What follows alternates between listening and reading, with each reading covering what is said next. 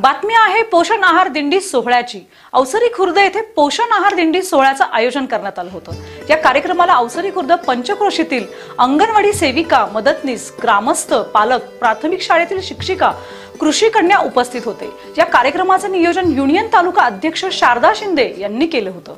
यावेळी लहान मुलांचे पोषण अभियान जनजागृती रॅलीचे आयोजनही करण्यात आलं होतं। यावेळी मुलांनी पोषण आहारासंबंधी घोषणा दिल्या। मटकी खा मोडाची, बळकटी वाढेल हाडाची, गाजर पपई खा आणि डोळे चमकवा, अशा प्रकारच्या घोषणा देऊन त्यांनी रॅली काढली आहे। त्यानंतर लहान मुलांना खाऊ वाटपही करण्यात आलं। आमचे प्रतिनिधी मिलिंद टेमकर आणि मनोज तळेकर यांनी पाठवलेली दृश्य पाहूया।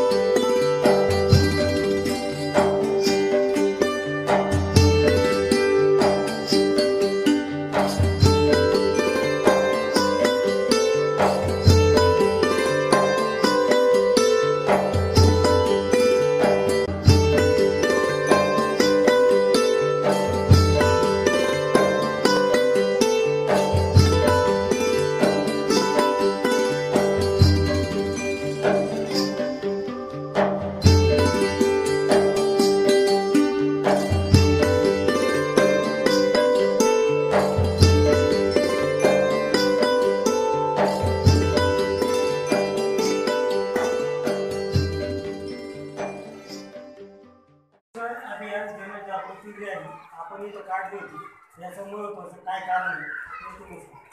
आम्ही कुपोषणावर मात करण्यासाठी 0 ते 6 वयोगटातील मुलांना आणि महिलांना बोलवलं, मातांना बोलवलं आणि त्यांची रॅली काढण्यात आली। का तर मुलं खूप कुपोषित होतात, त्याच्यामुळं जनजागृती करण्यासाठी आम्ही रॅली काढली। तर त्याच्यामध्ये रॅलीमध्ये बेटी बचाव, पौष्टिक आहार घेतला पाहिजे। थोडक्यात म्हणजे THR वगैरे जर दिला तर त्यांनी त्याचे पदार्थ करून खाल्ले पाहिजेत।